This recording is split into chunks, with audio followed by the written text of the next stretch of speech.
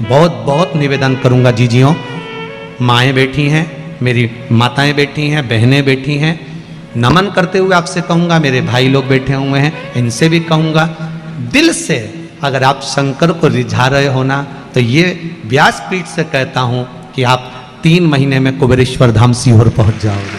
दिल से अगर रिझाया है आपने, शंकर को मनाया, दिल से प्रार्थना करी, मेरे शंभू से, मेरे ओघड़दानी, मेरे त्रिकालदर्शी, मेरे कैलाशी से आप कहे दिल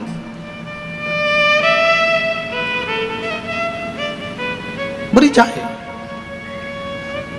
शंभो शरणे मांगू घड़ी रे, दुख काटो दया करी ने दर्शन आपो। बाबा बस जीवन के सारे दुख, रोग, बीमारी, तकलीफ, सब कष्ट दूर हो।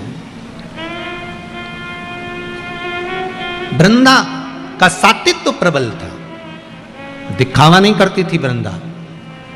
शंकर को हम कभी नहीं, आपने कभी शिव पुराण के माध्यम से कभी सुना कि हमने आपसे कहा कि आप शिव जी के मंदिर में जाकर इतने रुपए खर्च करना या इतना रुपया देना या इतना आप लगाना, कभी कहा यहाँ से व्यासपीठ से? कभी नहीं बोले कि आप इतना खर्चा करो या आप इतना लगाओ। व्यासपीठ से इतना जरूर बोले हैं कि 1 लोटा पानी, या कभी बोला होगा तो फूल या शमी पत्र या बेल पत्र, और बोला होगा तो तुम्हारे घर में जो सामान होगा वही बताया होगा, शहद है, घी है, या शमी पत्र है, या पीपल का पत्ता है, या आदि कादि, काली तिल, काली मिर्च आदि कादि जो भी होगा वही आपके घर में जो है वो शिव को दो। जो तुम्हारे पास है वो भगवान को दो, भगवान उसको स्वीकार करेगा। तुम्हारा अपना जो तुम्हारे पास में है वो आप भगवान को दो, भगवान से स्वीकार करेगा।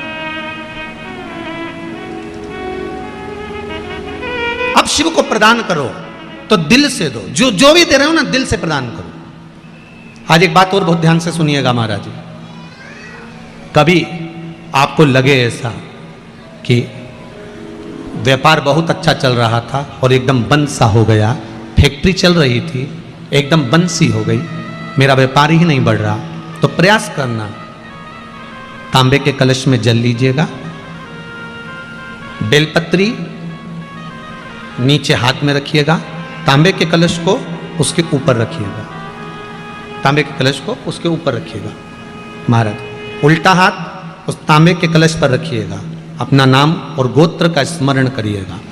ऐसा कैसा ही पात्र लेकर जाइए, अंगूठे से और उंगलियों से पात्र को पकड़कर बेलपत्री हाथ में ही रखे रहने देना। अपनी जिस कामना से जो भी व्यापार है आपका, जो फैक्ट्री है, जो व्यवसाय है नहीं चल रहा, या इंटरव्यू के लिए जा रहे हो नहीं हो रहा, तो जल का पात्र पकड़कर हाथ का स्पर्श कर कर जल श्री तुम्ब रूपेश्वर महादेव, कौन से महादेव? तुम्ब रूपेश्वर महादेव के नाम से शिव को चढ़ा दीजिए। बाद में पात्र को नीचे रखकर बेलपत्री शंकर जी पे जब चढ़ाएं तो इस डंडी के भाग को अशुक सुंदरी का स्थान होना चाहिए। चढ़ाते समय डंडी का भाग अशुक सुंदर की ओर रख दें महाराज। झोली पसार कर प्रणाम करें, बाबा से निवेदन कर कर आए। 3 से 4 दिन लगेंगे, जो व्यापार ठप्प पड़ा था उसमें थोड़ी सी उन्नति होना प्रारंभ हो जाएगी। तुम रूपेश्वर महादेव भगवान शंकर आनंद की राशि हैं, शिव सुख की राशि है, आनंद देंगे। शंभो शरणे मांगू दुख दया कारी ने भगवान शिव ओघड़दानी, त्रिकालदर्शी, कैलाशी, अविनाशी शंकर के चरणारविंद का रस स्वादन सुख दे। महाराज माता वृंदा देवी का सात्वित्व प्रबल था, कैसे मारा जाए? शंकर भगवान ने भगवान विष्णु से कहा, मैं इसका सात्वित्व प्रबल है इसलिए मार नहीं सकता, इसका सात्वित्व जब डोलेगा तो मैं इसको मार सकता हूं। तो सात्वित्व कैसे डोलेगा? तो भगवान विष्णु ने कहा, एक काम करता हूं, मैं जलंधर बनकर उसके घर में जाता हूं, आप जलंधर को युद्ध के मैदान में ले जाइए, आप जलंधर को युद्ध के मैदान में ले जाओ। भगवान ओघड़दानी, त्रिकालदर्शी, कैलाशी जलंधर को ले गए युद्ध के मैदान में। भगवान नारायण जलंधर बनकर उसके घर में प्रवेश कर गए, वृंदा के साथ रहने लगे। इतनी विचित्र कथा है, बहुत ध्यान दीजिएगा। मेरे शंकर भगवान ने भगवान नारायण से यह नहीं कहा कि आप जलंधर बनकर जाओ। मेरे शंकर भगवान ने यह नहीं कहा कि आप रूप बदल कर जाओ। मेरे शंकर भगवान ने यह नहीं कहा कि आप जाकर उसके साथ छल करो। मेरे शंकर भगवान ने केवल इतना कहा कि इसका सातित्व अगर पक्का है तो मैं इसको मार नहीं सकता। अगर सातित्व पक्का है तो मैं इसको नहीं मार सकता, मैं इसको संहार नहीं कर सकता। अब जाएं ना जाएं वो आपके ऊपर।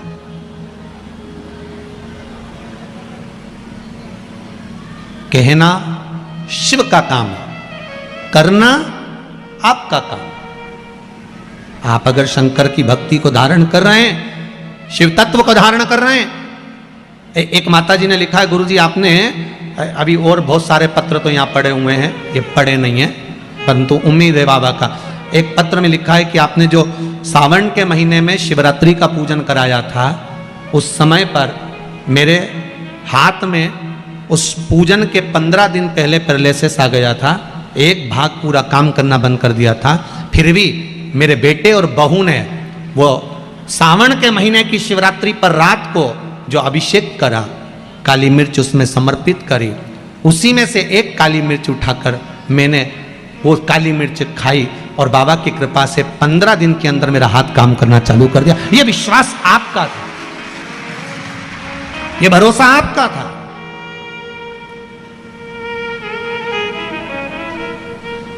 कई लोगों ने वो काली मिर्ची का विरोध भी करा क्योंकि मिर्ची जरा ज्यादा लग गई थी। अब जो नहीं पढ़ता है उसको तो मालूम ही नहीं कि काली मिर्ची का वर्णन लिखा हुआ है। पहले भी हमने श्योर व्यासपीठ से कहा कि इस अध्याय में, इस श्लोक में, इस जगह पर लिखा हुआ है कि शंकर को काली मिर्ची चढ़ती है। बोला था कि नहीं बोला था? बोला था ना। अब उसके बाद भी अगर लोग उस चीज का, क्योंकि व्यक्ति है, मानव है, ये मानव शरीर है, इससे और हम कहते हैं कि प्रयास करेंगे हम अपनी जिंदगी में, और आज तक भी प्रयास करते रहे हैं। आपका विश्वास कभी नहीं तोड़ेंगे, इतना भरोसा रखना। इस व्यासपीठ से वही बोलेंगे जो इस शिव महापुराण में लिखा होगा। जो उपाय बताएंगे वो पुराण के अंतर्गत के बताएंगे, एक भी उपाय ऐसा नहीं बताएंगे जो जीवन में दुख दे। और आप लोगों ने उपाय करे होंगे, सबको लाभ मिला होगा। बोलो मिला कि नहीं मिला? इंदौर जैसे शहर के लोग भी अगर उपाय कर रहे हैं तो उसका लाभ जो लिखा है उसको बताओ। मां अपने बेटे को भी कहती है कि बेटा जा रहा है, सुनो, तोरण पर जाओगे, घोड़ी पर चढ़कर जाओगे, तोरण लगाओगे, अंदर जाओगे, तुम्हारी सासू मां तुमको कुछ खाने को देगी तो एकदम मुख आगे मत करना, वो हाथ खींच लेगी। बोलो समझा के भेजती कि नहीं भेजती? मां भी समझा के भेजती है। मेरे वेद व्यास जी महाराज ने अगर ये 24,000 श्लोक की शिव महापुराण की रचना करी है तो जनमानस को समझाने के लिए करी है कि अगर जीवन में दुख है तो शंकर को ये वस्तु समर्पित कर देना, शिव तेरा कार्य कर देगा, शंकर तेरे को संभाल लेगा, तुम शिव के हो।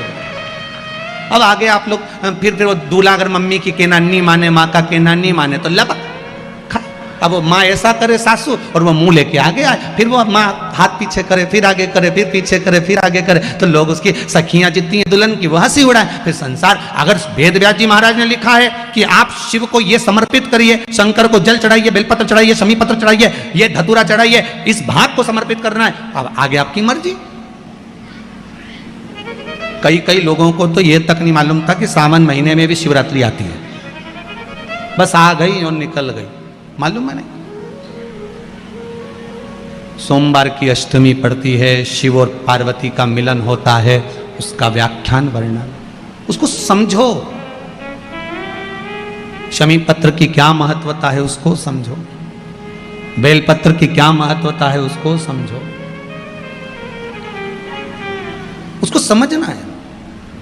शिव महापुराण की कथा कहती है, शंकर का अनुमोदन कर रहा है, शंकर की भजन कर रहा है, भगवान शिव की कथा कर रही है, अपने जीवन में उतारने का प्रयास करे शिव तत्व को।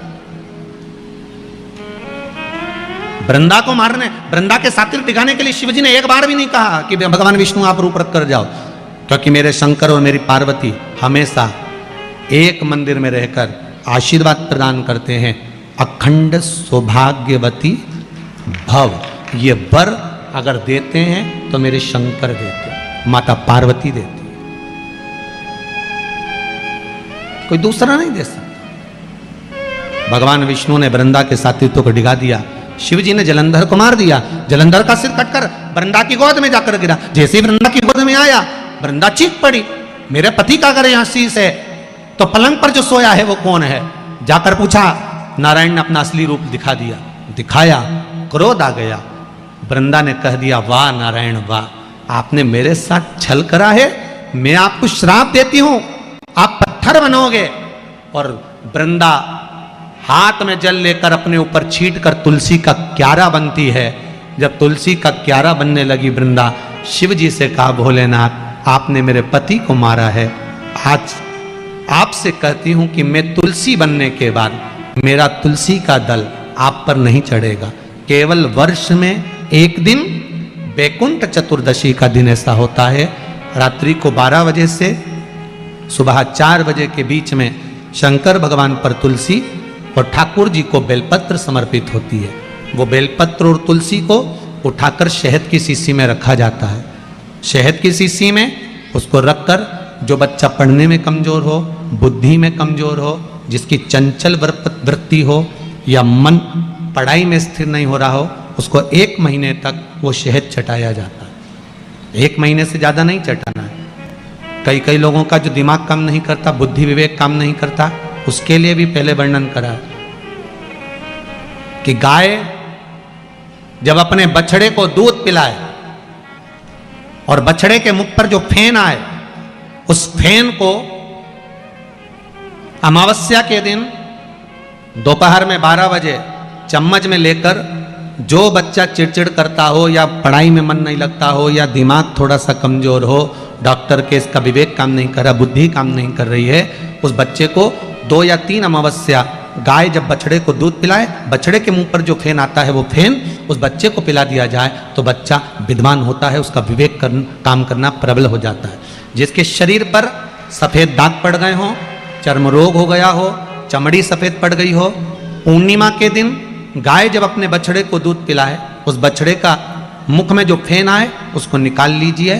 पूर्णिमा की रात्रि को 12 बजे शरीर में जहां जहां पर सफेद दाग पड़ गए हो, चमड़ी सफेद हो गई हो, उस जगह पर लगा लीजिए। चंद्रमा की रोशनी में कम से कम आधा घंटा बैठ जाइए और बैठने के बाद में उसके बाद में फिर स्नान कर लीजिए।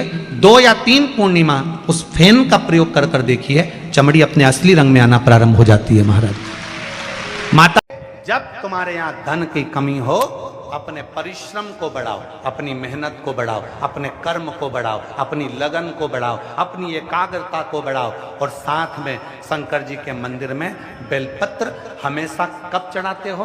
पहले तुम जल चढ़ाते हो, उसके बाद बेलपत्र चढ़ाते हो। पर जब तुम्हें लगने लगे कि मेरे घर में संपदा की कमी हो रही है, धन की कमी हो रही है, धन के पीछे क्लेश हो रहा है, पैसे के पीछे क्लेश हो रहा है, तो उस बेलपत्र को पहले चढ़ाओ और जो घर से जल लेकर आई हो वो बाद में चढ़ाओ। और जब तुम उस जल को बाद में चढ़ाओगी और बाद में चढ़ाने के बाद उस चढ़ी हुई बेलपत्र को अपने घर लेकर आओगी, रखो रात भर, फिर दूसरे दिन उस बेलपत्र को वापस लेकर जाओ, फिर नया बेलपत्र चढ़ाया, पुराना बेलपत्र वहीं छोड़कर आई, फिर नया बेलपत्र चढ़ाया, पुराना बेलपत्र वहीं छोड़कर आई। ये क्रम जो 21 दिन तक लगातार कर लेता है, 22वें दिन वो खुद कह सकता है कि मेरे घर में अब भगवान ने हाथ पकड़ लिया, मेरे घर में संपदा देना प्रारंभ कर। एक बेलपत्र में लक्ष्मी, अपालक्ष्मी, धनलक्ष्मी, 3 लक्ष्मियों का भाव कुमार खंड वर्णन करता है कि एक बेलपत्र के पत्र में वो सुख होता, वो आनंद हो।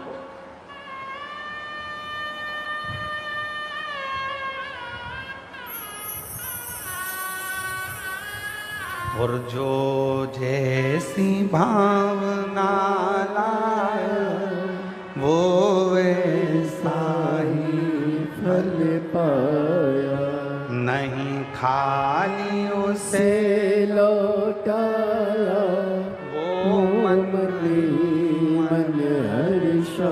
जैसे बेलपत्र का संग दुर्वा ले लेती है, एक दुर्वा और एक बेलपत्र जब हम शिव को समर्पित करते हैं, लोग कहते हैं गुरुजी आपने कहा कि बेलपत्री के बीच वाले पत्ते पर शहद लगाने पर, शिव को चढ़ाने पर मन की कामना पूर्ण होती है। हमने एक बात और कही थी कि ये चढ़ाने के साथ में तुम्हें मेहनत करना पड़ेगी, तुम्हें परिश्रम करना पड़ेगा,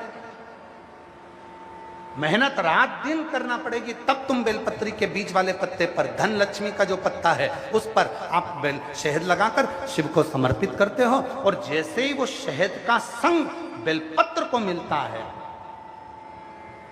शहद का संग जैसे ही बेलपत्र को मिलता है, वो अपना काम करना प्रारंभ कर देता है। जुड़मा थे,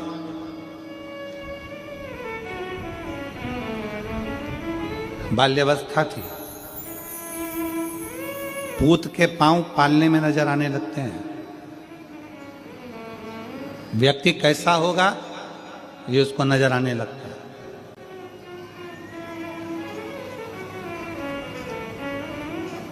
व्यक्ति कैसा होगा ये नजर आने लगता है। पूत के पांव पालने में दिखने लगते हैं। विदल उत्पल 4 साल की अवस्था थी। एक बार मां उनको घुमाने के लिए लेकर गई, दोनों को हाथ पकड़कर।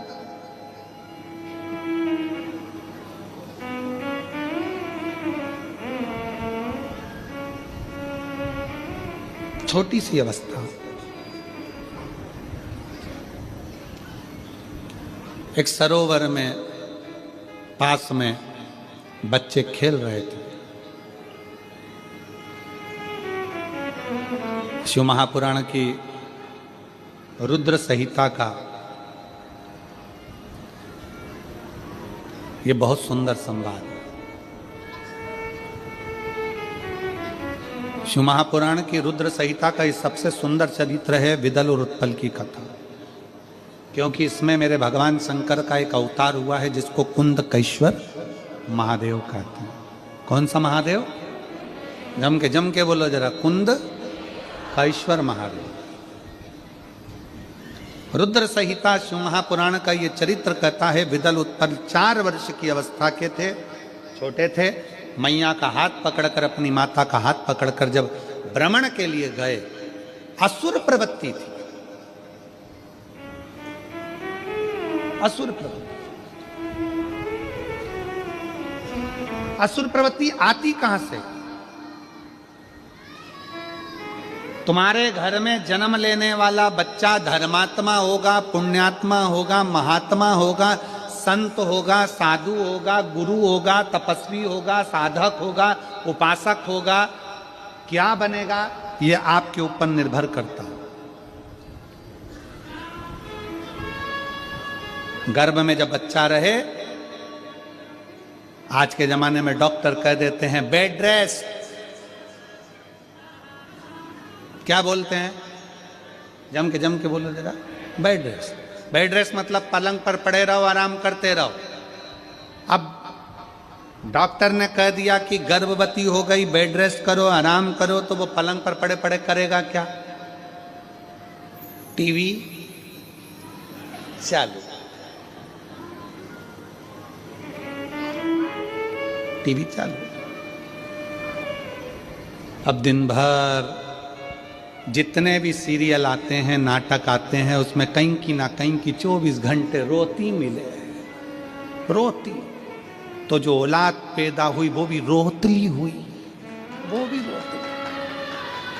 उसको जितनी देर गोद में रखो चुप, नीचे सुला और पे पे करना चालू।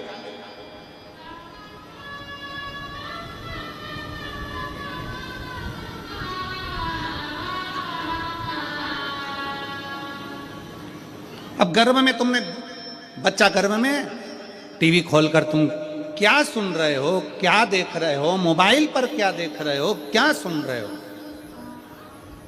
दिन भर टीवी पर तुमने डोरेमोन देखा, इसलिए औलाद भी डोरेमोन जैसी पैदा हुई। खूब भगवान का भजन करो। कोई कहते गर्भ में बच्चा है, भगवान शंकर की पूजा नहीं करना चाहिए, ऐसा कहीं नहीं लिखा। जाओ शंकर के मंदिर में करो आराधना, शिव की पूजन करो, शिव की आराधना करो, शिव की भक्ति करो। सारी समस्या का हल एक लोटा जल।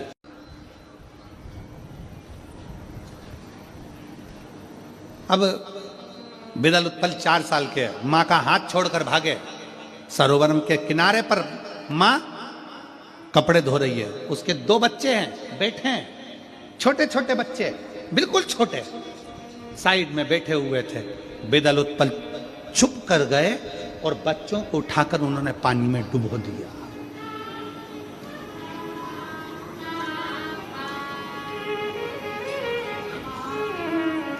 और मत बुरे कर्म कर बंदे वरना पछताएगा, भगवान की आंखों से तू बच नहीं पाएगा, तू बच नहीं पाएगा। अरे ओ अज्ञानी मत करना दान, तेरे कर्म का फल भी तू ही पाएगा, जैसा किया तूने तेरे आगे आएगा। मत बुरे कर्म कर बंदे वरना पछताएगा, भगवान की आंखों से तू बच नहीं पाएगा, तू बच नहीं पाएगा। बिदल उत्पल ने छोटे छोटे बच्चों को उठाकर फेंक दिया। 4 साल की अवस्था थी, जीव पकड़ते मार देते, बच्चों को ले जाकर पानी में डाल देते, अग्नि में धक्का दे देते।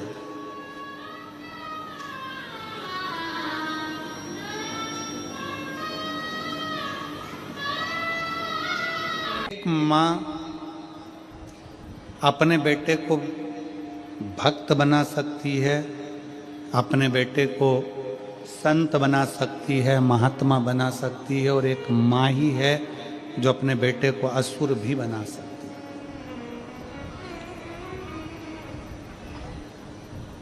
जिस दिन बच्चा पहली बार गलती कर कर आए और माँ उसके गाल पर अच्छा जोरदार एक धर कर दे दे ना, बच्चा दूसरी बार गलती नहीं कर सकता। हमने बचपन में किस्सा पढ़ा है और हमारा विश्वास कहता है कि वो किस्सा आपने भी पढ़ा होगा या सुना होगा। एक बच्चा स्कूल से कलम चुरा कर लिया है, मां से कहा मां देख मैं कलम लाया, मां कुछ नहीं बोली। बच्चा पेन लाया, मां कुछ नहीं बोली। बच्चा कॉपी चुरा कर लाया, मां कुछ नहीं बोली। बच्चा बैग चुरा कर लाया, मां कुछ नहीं बोली। धीरे धीरे वो बच्चा नामी चोर हो गया। सुनिए ना आपने, नामी चोर हो गया। एक बार पकड़ाया, थाने में बंद करा, जेल में बंद करा, फांसी की सजा हो गई उसको। उससे पूछा गया तेरी अंतिम इच्छा क्या है? उसने कहा मेरी मां के कान में मैं कुछ कहना चाहता हूं। उसकी माता को बुलाया गया। फांसी देने से पहले उसने अपनी मां के कानों में कुछ कहने के लिए आगे बढ़ा और मां के कान को दांतों से पकड़ लिया और उसमें से खून बहने लगा।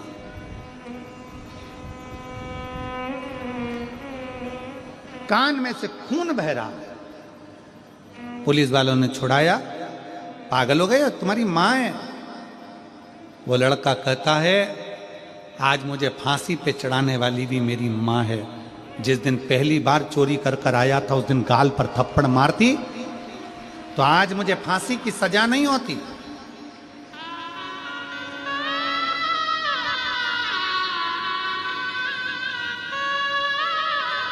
बच्चा पहली बार गलती कर कर आए ना, उसको सबक मिलना चाहिए थोड़ा सा। आशीर्वाद देने आएंगे कि हमें जाना पड़ेगा?